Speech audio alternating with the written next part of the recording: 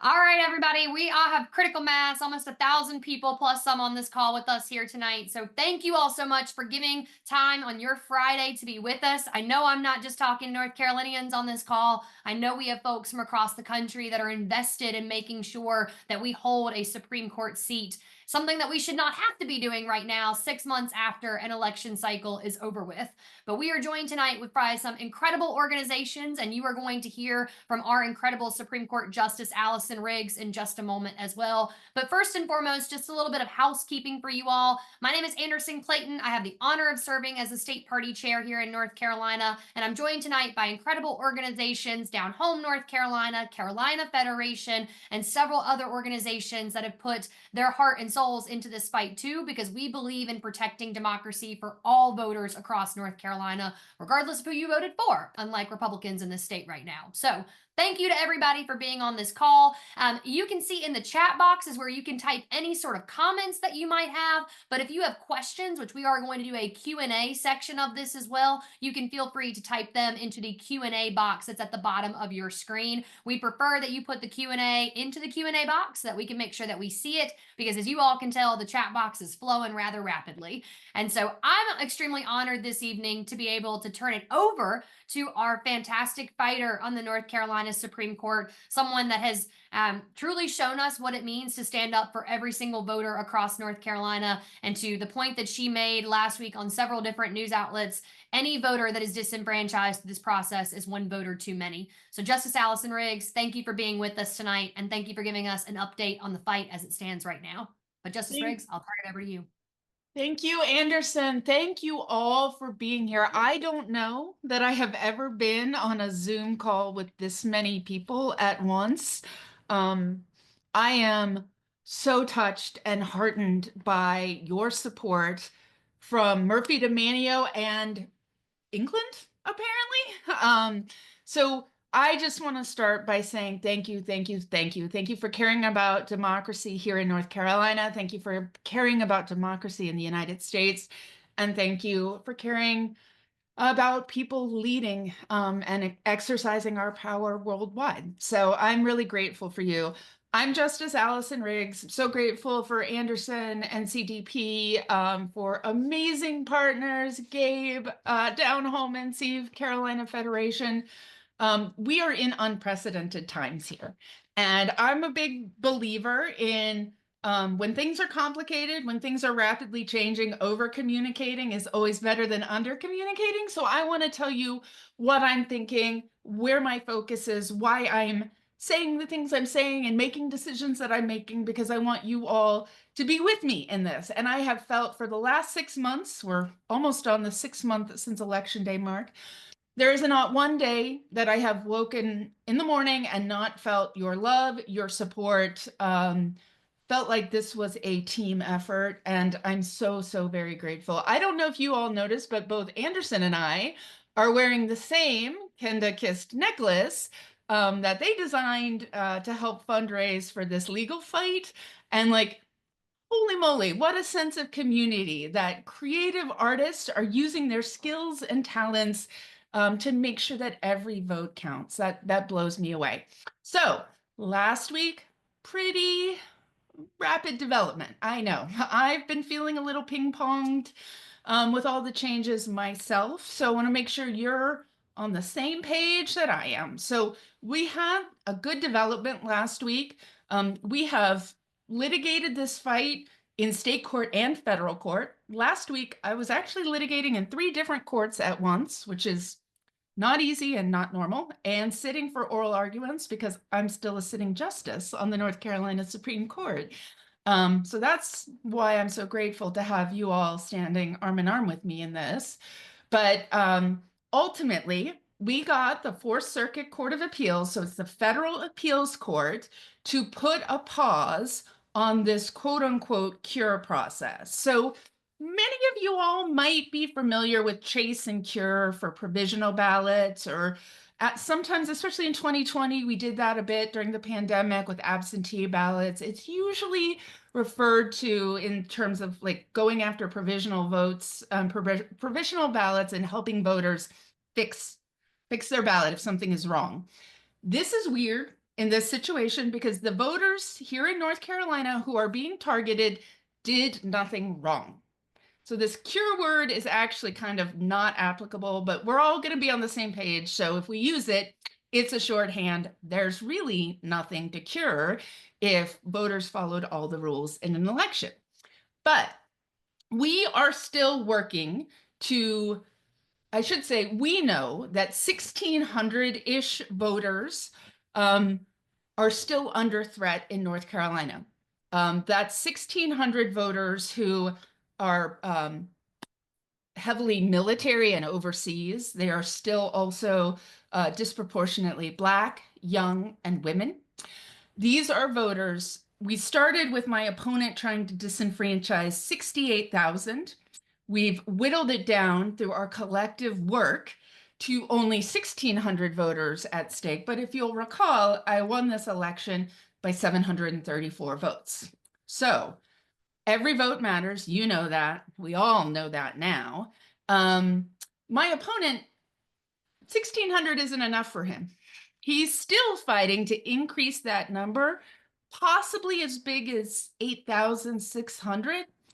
These are voters who are disproportionately in Democratic-leaning counties, heavily Democratic-leaning counties. So not all in all of North Carolina's 100 counties. He is just going over after military and overseas voters from 4 or 6, if you, depending on what day you ask, Democratic-leaning counties. So that's what's at stake. I am fighting so hard in court every single day because I do not believe this cure process should happen at all. Because these voters did nothing wrong, and I know that it would be a short-term victory if we just went out and chased all these votes and fixed it.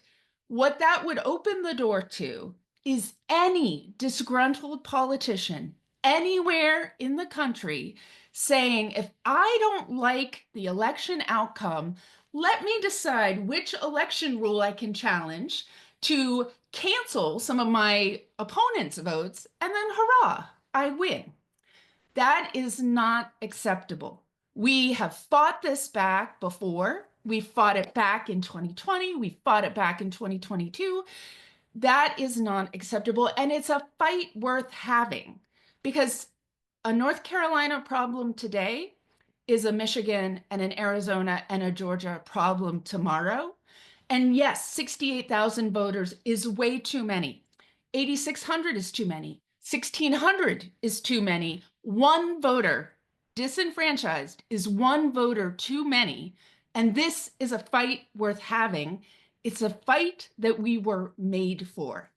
This is our moment. This is our moment to stand up and draw a line in the sand and say, this is not okay.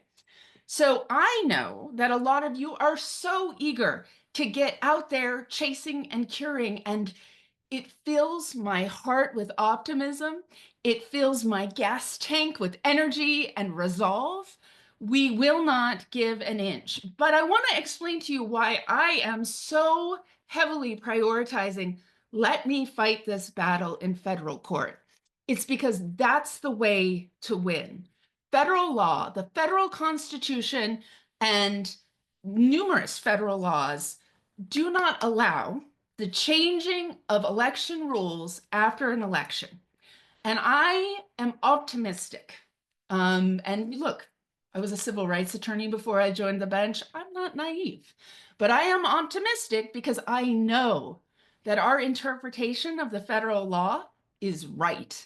And we already got a bipartisan ruling this week from the Fourth Circuit Court of Appeals. So I want to beg you all your indulgence. I know you're eager to get started, but if we can win this way, we win for the entire country. We show them that we can do this, that we can fight back, and we can win. But I don't want you to think that we are sitting on our hands, not getting ready for if we need to chase and cure, because I promise you, if we need to chase and cure, we will do it. We will confirm my victory, and it will in the end, get us to where we need to be, which is putting people on the courts who are going to put the Constitution and the rule of law over partisan politics. That's what benefits us all. This kind of chasing and curing is unprecedented. It just is. It's not like anything we've done before. We are building the plane as we fly it. And this is a place where coordination is key and research is key. And we have to do that on the front end before we start knocking on doors. Because when we do send you to knock on a door, it may not be of the voter, Jane Smith, because they may be a military deployed voter, an activated military voter, an overseas voter. It's very likely going to be Jane's cousin or Jane's brother or Jane's friend. Like this is it would be funny if it weren't so serious. This game of 6 degrees of Kevin Bacon is how we win this chase and cure process. And so there are, let's say there's 1,600 voters that we have to get. We have to get them. If a lot of them, despite we've been talking about this nonstop, when it was 68,000, everybody knew someone on the list. Both of my parents were on the list. Now, the smaller number, while it's better, still unacceptable, and these are harder voters to connect with. So we are doing tons and tons of work to gather good information on how to reach these voters, to build relationships with organizations that may be able to connect us, help us connect with them. But I need you to remember that a lot of these voters won't know that their vote is being challenged. And you can put yourselves in the shoes of someone, let's say it's Jane Smith's cousin, and a very friendly canvasser knocks on their door and says, Jane's vote is under attack. Can you submit a copy of her driver's license onto this online portal? Like, would your fraud scam radar be going off? It would be. Because these votes are so disproportionately, we think, supporting me, we have to have a really high, we call it like a conversion rate. Like we have to get these, if we have to cure, we have to get these votes cured and not scare off anyone. So that's part of the reason that if voters don't know, the first outreach coming from the Board of Elections may make a big difference. We are building out strategy and script with incredible organizers, and many of them are on this webinar tonight. These are people who've been knocking on doors, phone banking, talking to voters. Like they are the people that know how to do this better than anyone. And they know that we're still trying to figure it out. So they're bringing all their learned knowledge of how do we connect with voters and voters bigger circles to get these voters fixed. So we're working on scripts for canvassing that are incredibly complicated. And we're soliciting feedback from professional, amazing organizers. Sarah, I see you. Gabe, I see you. We're like amazing organizers. We're getting this done and we're getting it done right. We're collecting the data.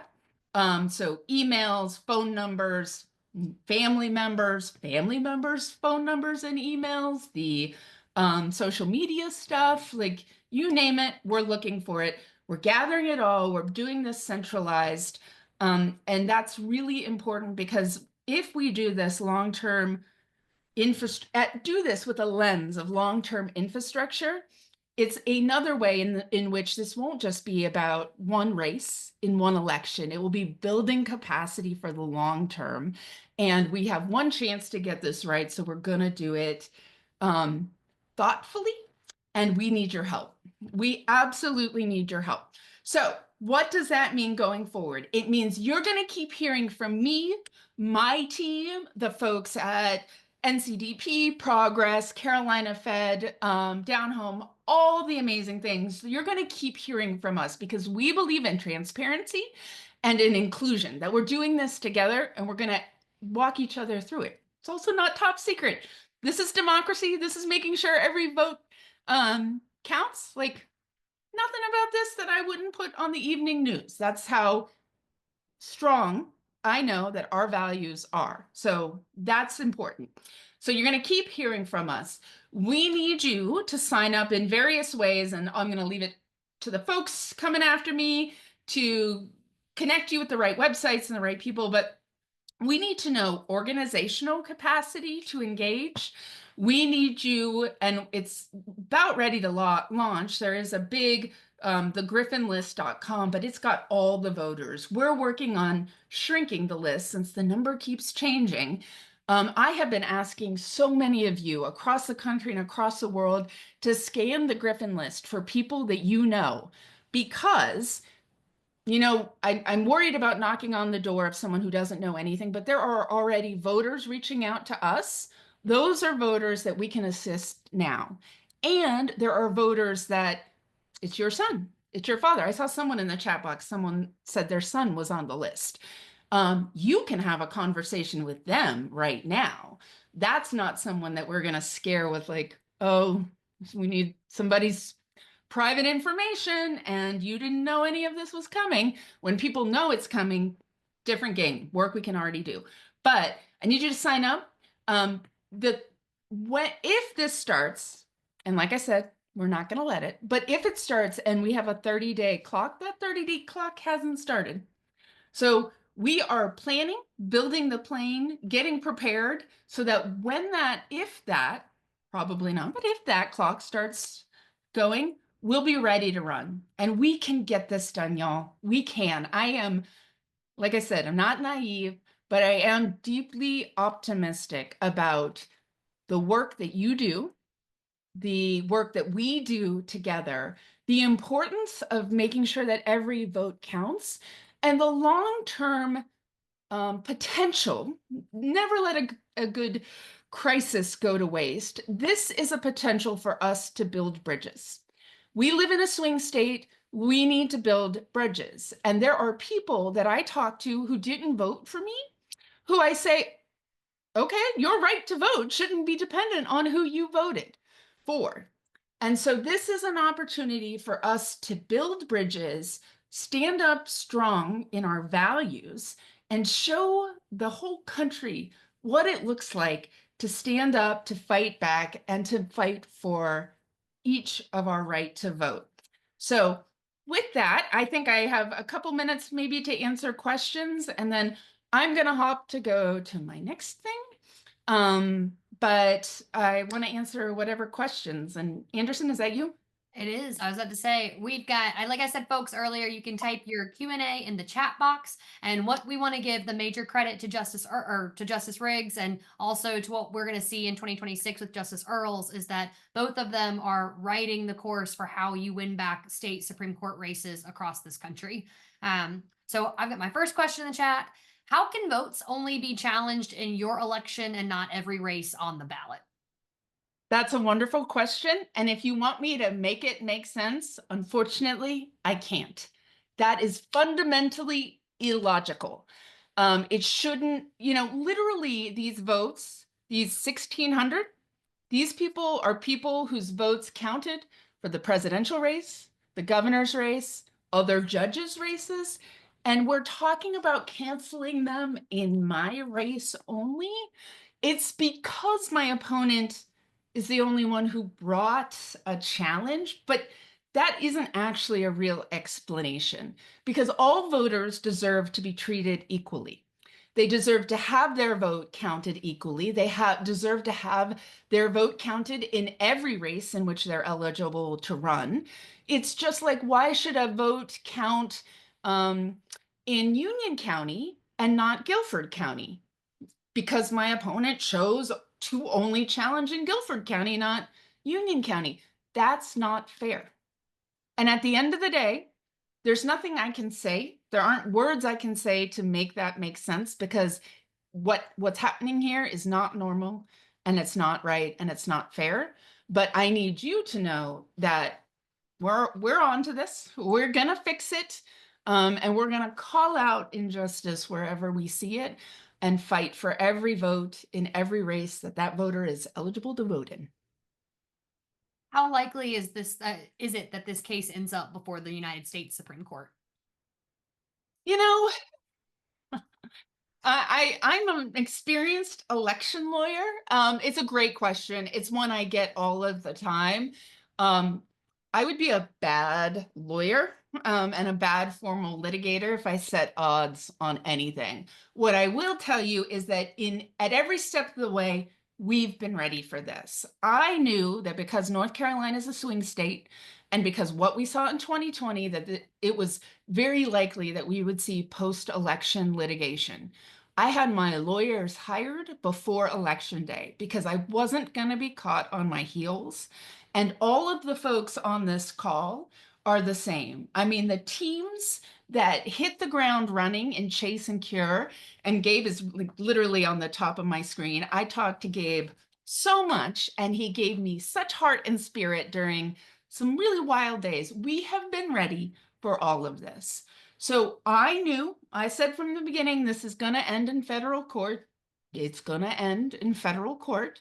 But I don't know if it ends at the trial court level, the Fourth Circuit level, or the US Supreme Court level. Either way, it doesn't fundamentally change my confidence in our collective understanding of what the federal Constitution promises us as Americans, as North Carolinians, and as voters. And whatever it takes, if however long it takes, this is about such a precious right, the right that is preservative of all others. We will not give up. Never, ever, ever give up. And we don't have to finish the work, but we can't abandon it. And so, however long I'm called on for this fight, however long you all are willing to stand with me, we will bring this home for all of us. Justice Riggs, this is a good question in the chat box. Are taxpayers paying for these lawsuits right now, or how is that working out? So Jefferson Griffin brought the lawsuit. I don't know, how that's getting funded. The State Board of Elections is what your taxpayer dollars are going to the State Board of Elections. The State Board of Elections, it has been a good actor. It has been trying to enforce the laws on the books. There are taxpayer dollars paying for the State Board of Election to deal with this. And they've been in state court and federal court. They are not working with me. They are not working for me. They are an independent agency that's doing their own thing.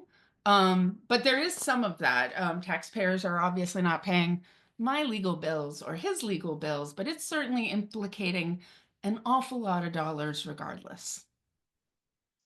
How do we get the national media to pay more attention to this crisis right now in the state?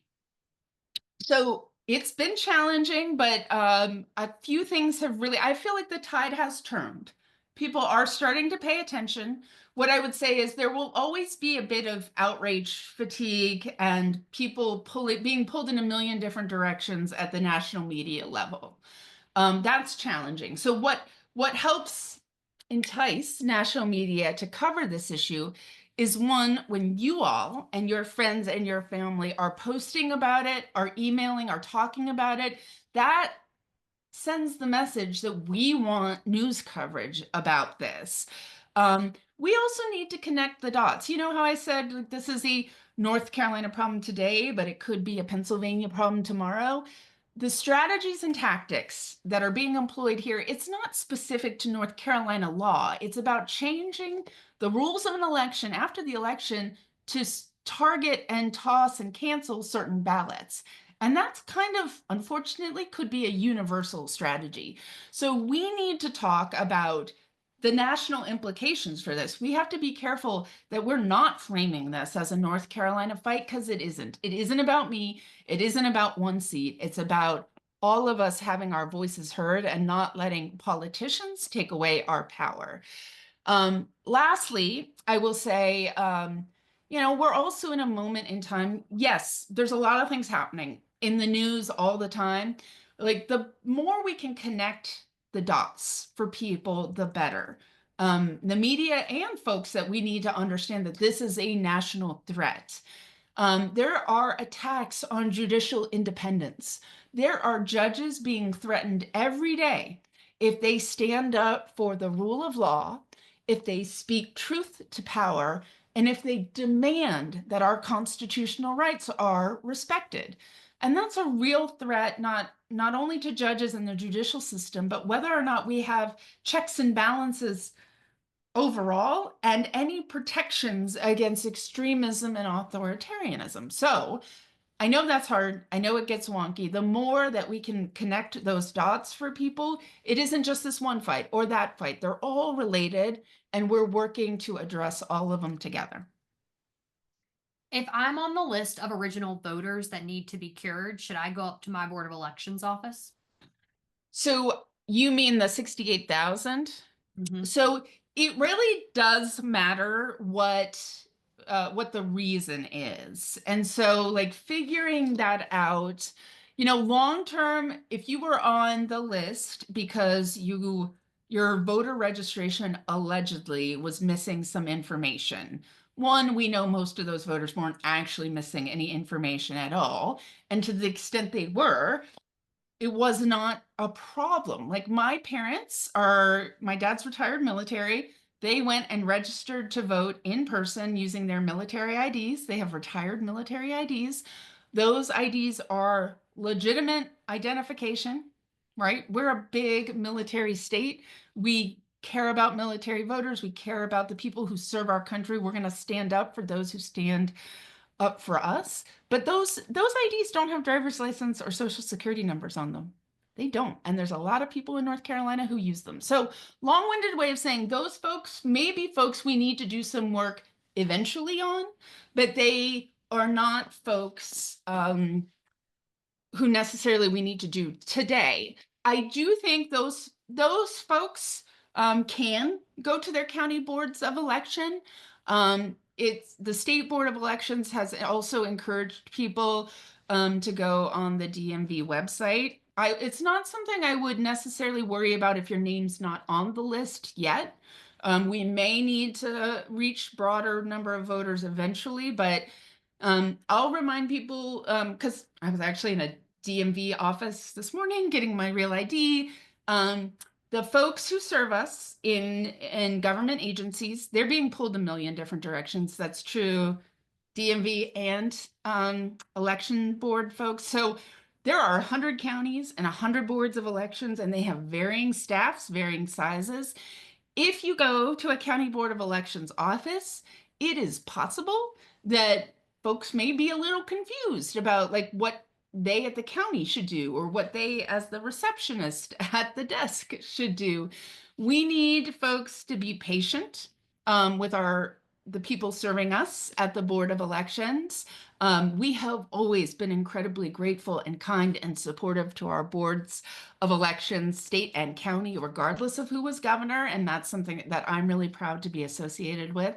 So if you're in those categories, that's, you know, there's a little bit of breathing room. If you're on the list because you are an overseas military voter or the adult child of a military and overseas voter, the State Board of Elections has said you can email in or mail in or deliver in person a copy of an ID.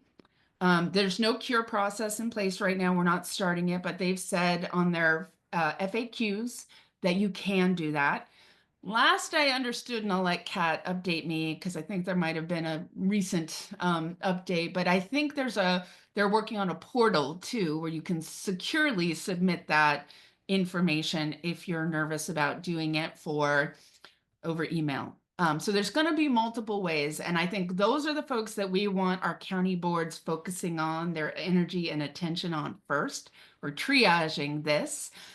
So those are the folks that I would say are the ones who, if you know about it and your name's on the list, it's more urgent that we work on those. And I believe the only voters, the military UOCAVA voters, that's the federal law that military voters vote under, um, should be in Guilford County, but like I said, my opponent's trying to expand it to a broader universe. So figuring out like if you're not in one of those counties, and right now it's just Guilford, but we're keeping an eye on things. That those are the people that we need to make sure get the like priority attention of boards of elections. So hopefully that helps. And if I'm missing anything, Kat or Gabe or someone can chip in or add in on the end of that. Thank you so much, Justice Riggs, for your time, your energy, and your fight. I know that everybody on this call is behind you 100%, and we are just so, so grateful for it. Thank you. Thank you all. I'm just really to the bottom of my heels, to the marrow of my bones. Thank you for all being with me and being with every voter in the state. Thank you. Justice Riggs is going to have to hop off. She has got another busy event to go to, but we appreciate her time this evening. As you all just heard, I know you signed up for this Zoom call to get on here to phone bank, to get on here to make the case to voters about why they needed to go and cure their ballots. Thank you for doing that, because that is what we had anticipated we were going to need to do based on a court ruling. We had a federal court ruling that came in and issued a stay. And to Justice Riggs's point, we want to make sure that we do everything correctly, because we know that right now Republicans are trying to sow the seeds of disbelief in democracy and trying to make people feel like their votes are threatened. And so we need to make sure that the process that we run is effective, efficient, but also accurate in every way, shape, and form. And I appreciate it from the bottom of my heart too, how many of you all consistently keep showing up for North Carolina, because that is going to be what helps us propel ourselves into the future and making sure that we hold this seat, but also that we fight back and keep a North Carolina Supreme Court seat with Justice Anita Earls as well in 2026. I'm going to bring up now the North Carolina Democratic Party's Voter Protection Director, Kat Lawson. She is going to give you all more information and a little bit of a deeper dive into what's happening right now, the bounce back between the courts. I know I've seen a lot of questions in the chat box about that, and hopefully Kat's going to be able to answer those. And then we're also going to answer a few more questions with you folks, and then we're going to hand it over to Gabe to give the last call to action that we're going to have for the evening. But again, thank you all so much, everybody, for being here with us tonight. And Kat, I'll turn it over to you. Thanks, Anderson. So I'm going to give you all a bit of a debrief on kind of where the context of this lawsuit is, kind of remind you of what's happened in the past and where this lawsuit fits into all of the other lawsuits and kind of legal strategies that are also impacting our decision making. So to remind you all, I've seen a lot of questions going like, how exactly did we get from 68,000 votes to 1,600 votes? And so when all of this started, way back when in December, Griffin challenged 3 different categories of voters. The largest bucket of voters, about 61,000 or so, were voters who he claimed had missing information from their voter registration files. So these were folks that he said, look, when they registered to vote, they did not include a driver's license number or social security number with their form. And so therefore their registration is incomplete and they are not allowed to vote. And so the second group of voters then, those are our overseas voters. So these are voters who vote through a statute that's called UOCAVA. So they get to vote because they are military folks serving abroad, families of military abroad, people who work in civil service, students studying abroad, all of that. And so that was the second group of people he challenged. And he challenged them because he said when they voted, they did not include a photo ID, which now that we have a photo ID amendment in our Constitution, he says they were required to do. And then the last group of voters that he challenged are folks that he is calling never residents. So these are people who have a U.S. citizenship and they are voting in North Carolina because of some familial connection to the state, even though they arguably have never actually lived in the state. And so the whole kind of process in all these lawsuits that we've been fighting over, we've had different arguments about those 3 different categories of voters. And so we made it all the way up to the North Carolina State Supreme Court, where honestly, kind of surprisingly, even though we knew we were right in saying that all of these voters and all of these categories deserve to have their votes counted, Republicans had been rejecting those arguments. But the state Supreme Court unanimously agreed that the folks who had been challenged because of the missing numbers in their voter registration file did actually need to have their votes counted. And so that 61,000 group of folks, their votes are being counted for 2024. That does not mean that they're automatically safe going forward, which is why you will continue to hear from us about doing outreach to these voters and educating them and informing them. The reason that we cannot count on them being safe in future elections is because Republicans have already been targeting these folks in other lawsuits. So there was a lawsuit that was filed even before this one with Judge Griffin, where the Republicans, the national Republicans, claimed that there were 225,000 voters in North Carolina who needed to be kicked off the voter rolls. They were told by a federal judge that he would not do that before the 2024 election. Griffin then just decided, well, then I'm just going to kind of repackage that for my challenges. But that lawsuit is still outstanding. So we still don't know whether or not there is going to be at some point an order saying that those voters, those 225,000, need to update their voter registrations for the 2025 municipals, for the 2026 midterms. And so we are doing active outreach, and we'll continue, and we'll be doing more and more of that over the year to help folks and kind of guide them through updating their voter registration files just to be safe. Similarly, the RNC, not content with that lawsuit, also filed a lawsuit after Griffin's lawsuit, challenging the same 60,000 voters in North Carolina from the 2024 election, saying that their vote should be thrown out for all of the elections in 2024, all the way down the ballot. And so they were trying to essentially fix the problem of, well, how can you throw out ballots for the Griffin-Riggs race, but not for everybody else? By saying, you know what, fair. We do actually think they should be thrown out for everybody down the line. Again, kind of showing us where they stand on this issue of whether or not votes should be counted. And so those different arguments are all kind of still in the ecosystem, and there's still things that we are fighting actively in the courts and will be fighting actively with voters in the field. And so for purposes of the Griffin-Riggs race, that group of voters is safe. We just know that we're going to need to continue protecting them moving forward. So the only buckets of voters we're still dealing with right now, and why it is that we've shrunk down to this number of about 1,600, is because we're now only dealing with the overseas voters and the so-called never residents. And so the status of those folks lives a little bit in two places, primarily in federal court. We're in front of Chief Judge Myers in the Eastern District of North Carolina. There is a briefing that is happening today, is being finished up early next week. And then we will wait to see what he says on the merits of whether or not these votes should be counted. We've been dealing with a lot of procedural back and forth, a lot of fights about like, well, should there be a stay? Should there not be a stay? Are we in federal court? Should we be in state court? All of that stuff is done now. And so now we are getting to ask directly, does Griffin's challenge violate the Constitution? And as you heard from Justice Riggs, the answer to that is yes. Under established federal law and under the Constitution, his challenges should fail. And so we expect Judge Myers to abide by the law and to rule accordingly. If he doesn't, right, then there will be an appeal to the Fourth Circuit. And even if he does, for all we know, Griffin is going to continue fighting this at whatever behest of the powers that be on his side. So we are likely going to end up in front of the Fourth Circuit having that fight. And that's going to be over these final buckets of voters. There is a little bit of a sideshow still happening in the Court of Appeals on the state court side.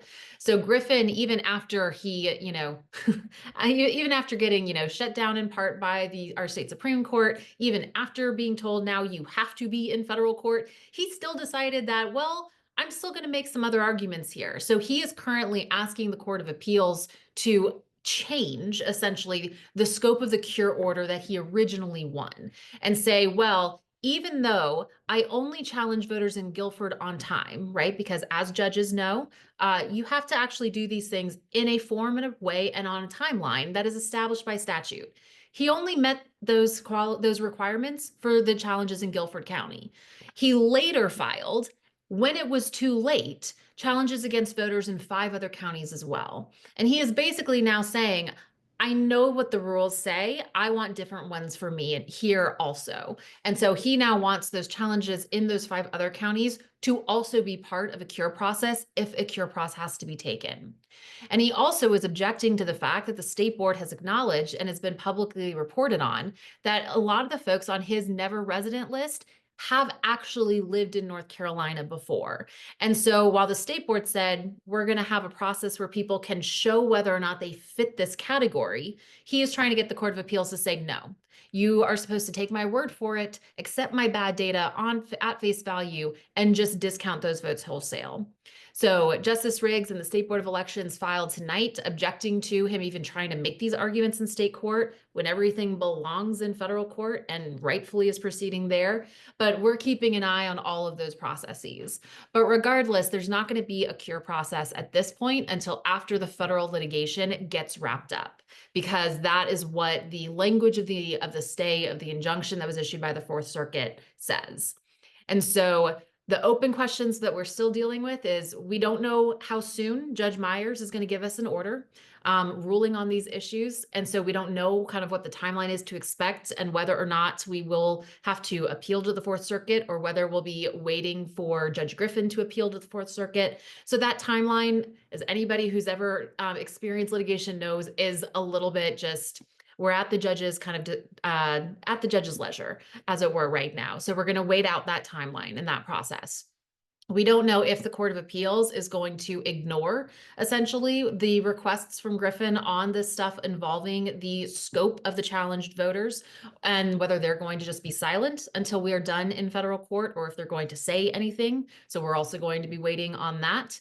And then we are also going to be waiting on, right, if there is going to be any kind of cure process, we're waiting to see what that's going to look like, when it would get started, and what kind of data we're going to be working with in order to make sure that if we need to reach out to people, we are only doing it with correct information. And so the final thing that I will say before turning it kind of back to Anderson is that we have had a lot of wins along the way here. It doesn't feel like that because we're still here 6 months later, and we're still fighting for the win that Justice Riggs earned back in November. But Griffin has lost in front of the State Board of Election. He has lost in Wake County Superior Court. He lost in part in front of a Republican-controlled state Supreme Court. He has lost his requests for intermediary relief from the Fourth Circuit. He is losing. And a lot of that, especially from the players that we can't really count on to be fair, like Chief Justice Paul Newby and some of the other Republicans, the reason that they are being forced to kind of hew to the straight and narrow and follow these rules, I really do give credit to all of y'all. The amount of attention that you all have been bringing consistently to this case 6 months after the fact has been really extraordinary. And yes, it's both personally validating, as you heard from Justice Riggs. It is so meaningful to know y'all are here, but it also has power because it lets all of those folks who are elected judges in North Carolina know that they are not going to get away with making these decisions in darkness and in silence. They are being seen, they are being paid attention to, and they're not going to get away with monkeying around with our democracy. We're going to hold them accountable. So y'all have been an integral part of this process. You will continue to be an integral part of this process as it continues, even if part of that is just rooting it along with us as we let the lawyers do lawyer stuff and wait for the judges to weigh in. But that is kind of the update on those fronts. Anderson, bring you back on in. Thank you so much, Kat Lawson. I know that you all are on this call now realizing, wow, this lovely lady is our voter protection director. I think that the amazing thing that y'all should feel very proud of is that both Kat and Justice Riggs sat us down last November and told us exactly how this was going to look. You know, someone looked at me yesterday and they said, Anderson, you're confident that you all can win this case because that's your job. You're a Democratic Party chair. And I'm like, no, I'm confident because we have some of the smartest people and the most strategic people behind the scenes making this happen that have truly looked at every single way to make sure that we're in the right position to win this fight. And that's what I hope you all feel confident in when you leave this call. But next up, I've got somebody that has been an organizer his entire career and has also helped make sure that we have Democratic victories across this state too. And so I'm very excited to introduce Gabe Gold-Hodgkin, who's going to give our call to action for the evening. And then we're going to follow up with some Q&A at the end for anybody who'd like to hang out and still get their questions answered. But Gabe, thanks for being on, and I'll turn it over to you. Wonderful. Anderson, thank you so much. Thanks, Kat. Thanks, Justice Riggs, for your ongoing fight for all of us. And thank you to all of the 1.1 thousand people on this call with us tonight.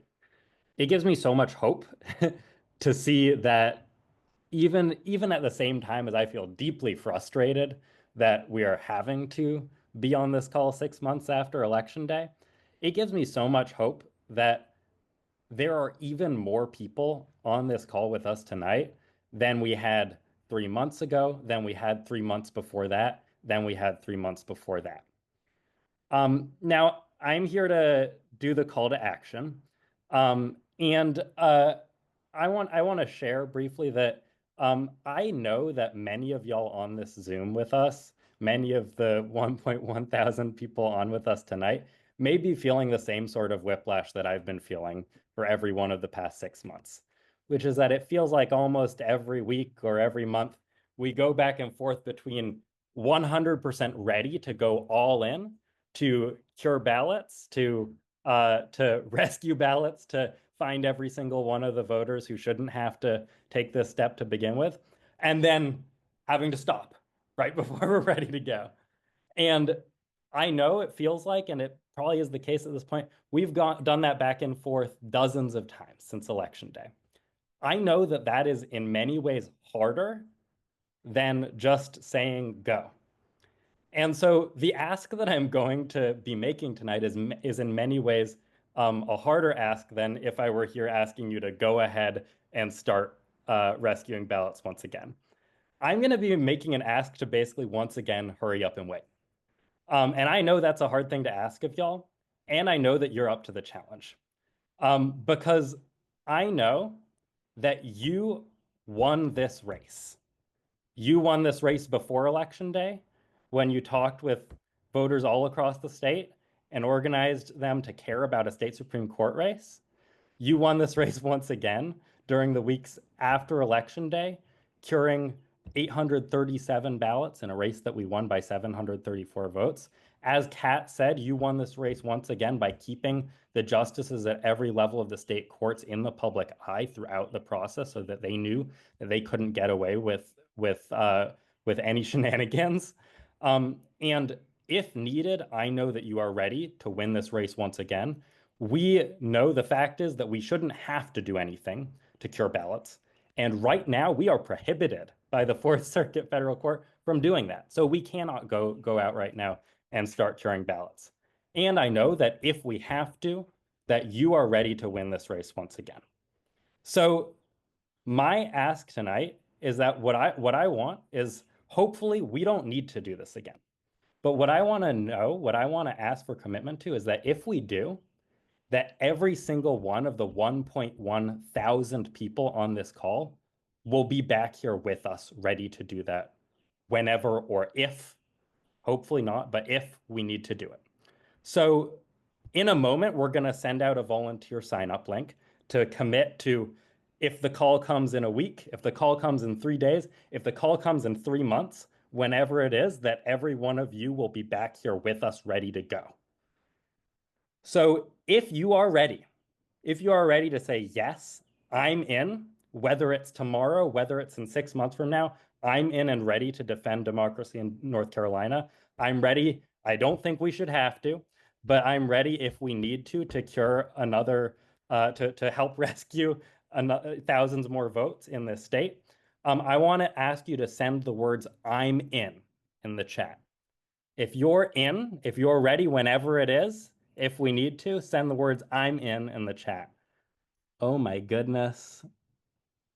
Good Lord. I can't count all of those "I'm ins." I don't know about y'all. Wow. Well, that gives me a lot of hope. And so if you sent the words "I'm in" the chat, I want to ask you to make that commitment real right now. We're going to share screen with a link for a volunteer sign up. And we're also going to send that link in the chat. So if you said "I'm in," please right now, take a minute and fill out that link. Once you've done it, I want you to send the word "done" in the chat. So we know that every single one of y'all has gone ahead and signed up, made this commitment to if needed, be on call, be ready to go, jump on another mass call like this if we need to, and be ready to rescue ballots. So go ahead and go to that website. We've dropped it in the chat. We're also sharing it on the screen. It's ncdp.org/protect the vote. That's ncdp.org/protect the vote.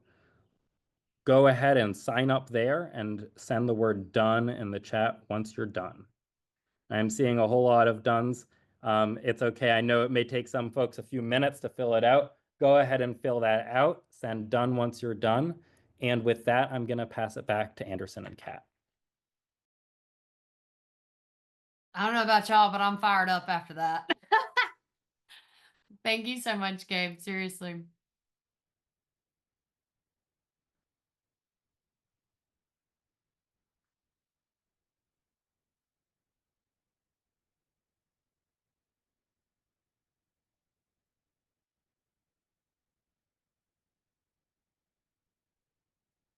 Awesome.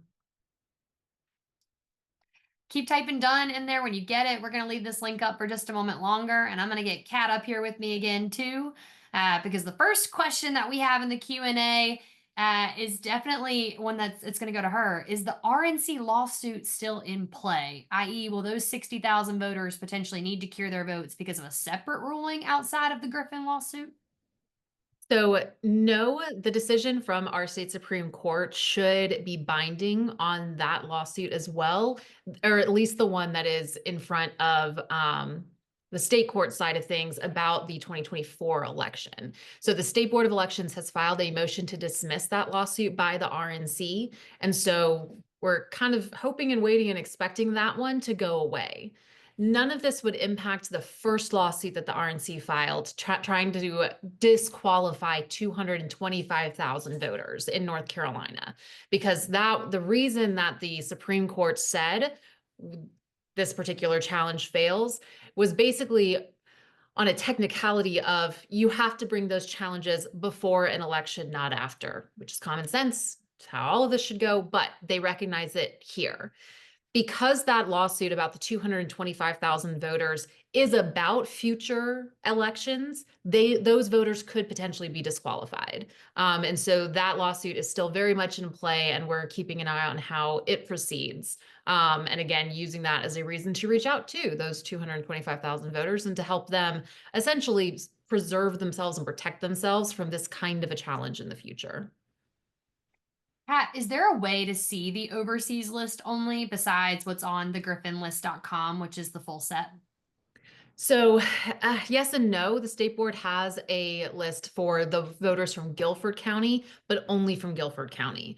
So again, because we don't know yet whether or not we're dealing with only the one county or with voters from 6 counties, we don't have a full list of what the potential universe of challenge voters is going to be. But you can go to the state board. And if you know that you or somebody you love is an overseas voter from Guilford County, you can call the Guilford County Board of Elections and ask them about what you can do and what they suggest. Someone asked, when Griffin loses, will he have to pay your legal fees? Unfortunately not. I really wish. I wish so too. But I think that is a good thing to cover. Justice Riggs, we put some links in the chat box that folks can go to ncdp.org/protect, or you can also donate directly to Justice Riggs's campaign as well by going to Riggs for Our Courts. Both of those two, the state party's judicial fund and also the Riggs campaign, are utilizing those resources to pay for both the federal lawsuits that we're in right now and also what we've had to do in state court too. And so I really appreciate folks asking about it. I'll be honest, we did not bring you on this call tonight to ask you for money. I appreciate everybody in the chat box being like, y'all should be doing that more. And I'm like, we want you to tell your time and your energy more so at this moment run time right now too, but we will also take your dollars and your treasure in that sense. So thank you all for asking that. Somebody did ask, Kat, should we be challenging the same type of voters? Why aren't we doing that back to them, right? Yeah. Yeah, the real reason, y'all, is because we have principles. And this is something that, again, we are so lucky that Allison Riggs is our standard bearer for all of this. I think that we have seen that, look, we live in a very challenging reality right now, right? The folks that we are fighting against are not playing by the rules. And it feels, right, like we are hurting ourselves sometimes by holding ourselves to play by rules and to play by standards that we actually think are important and to be morally consistent. It is a hard thing to do in a time when it feels like everything is up for grabs, right? And that, like, this is the game, y'all. But at the end of the day, you cannot break democracy in order to save it. If we go around challenging voters, if we go around trying to change the rules after the fact, then what is the difference, right? Well, it's like, because we're doing it for the right reasons, It doesn't work that way. You know, Justice Riggs really did take this line from the beginning, and it's one that we agree wholeheartedly with, that, look, Democrats protect the vote. We protect voters. We don't try to disqualify them. We don't try to discredit them, especially based on these made up and imaginary claims. If there were people, and this has happened before, like if there are reasons that a voter is ineligible to vote, that's an okay thing to fight about. That's not what we're talking about here. These are all voters who are legally allowed to cast a ballot, and they deserve to have those ballots cast. We believe that when people vote, we win. And so we are willing to put our trust in that process and to fight to protect that process instead of adding to the fear and the mistrust and the kind of destruction of those standards and institutions the way that this iteration of the Republicans are willing to do. Weren't there impediments to getting a photo ID for the military voters? Like, given that they're the voters that are being challenged right now, how did that happen, Kat? Yeah, so the deeply obnoxious reality, particularly for overseas military voters, is one. So overseas military voters either send in, right, a paper ballot through the mail, or most commonly, they vote through a specific portal. It's a portal that is created and maintained by the State Board of Elections that they get to click through in order to vote. It did not have an ability to upload documents like a scanned picture of a photo ID. And so we have talked to folks who contacted the State Board of Elections or contacted their county board of elections saying, hey, I know we have a new photo ID law. Should I be sending one in? And they were told, no, there's not a way to do this. And so Jefferson Griffin also, he knows this. He has voted overseas as a military service person. And so the fact that he is willing, again, to hold other people to a standard he was not willing to apply to himself really just shows how repugnant these arguments are and how deeply self-serving they are. Kat, speaking on that though about the State Board of Elections, are we worried about Senate Bill 382? Can you walk people through where we sit Yeah. right now and maybe what that is for anybody that's on here from out of state that doesn't know? Yeah. So for those of you who are from out of state and don't know, our General Assembly really loves passing an 11th hour elections bill at the end of a term, during a lame duck session, when they've lost power and they're trying to figure out how to keep it. And they do this over and over and over again. So the latest iteration was something called Senate Bill 382, which they passed in December, so after the election. Because what they realized was they had their scheme number one was to take the county boards of elections and the state board of elections, which are currently comprised of 5 members, with 2 people being appointed by a Republican Party, 2 people appointed by the Democratic Party, and then the chair, right, the tiebreaker, appointed by the governor. So they had initially passed a law saying, well, we don't like the governor having power because, you know, Democrats keep getting elected to be governor, and also we ran crazy people, absolute crazy people, to be governor this last cycle. And so, you know, we're going to instead move control of the boards of election over to the Secretary of State. And then November came around and Republicans did not win the Secretary of State position. So they decided, JK, it doesn't belong with the Secretary of State. It instead belongs with the auditor. And so they passed a different law saying now the auditor is going to be in charge of the boards of elections, and the auditor is going to appoint the chairs for all of the boards of election. You know, because the only reason that they picked that one was because that was one the Republicans won. And so they decided to do that. So Governor Stein sued to prevent that from happening, really pointing out that, hey, executing the laws is the job of the executive. I'm the executive under the North Carolina Constitution. You can't take away my right to appoint these chairs. So this week, actually, we got an order from the 3-judge panel in Wake Superior Court saying correct. So they ruled on summary judgment that nope, Stein gets to keep control over the boards of election, gets to keep that tiebreaker vote. So they are staying in democratically controlled hands for now. We're expecting that to be appealed and to go in front of our Supreme Court. The reason that the panel ruled this way is because we've done this before.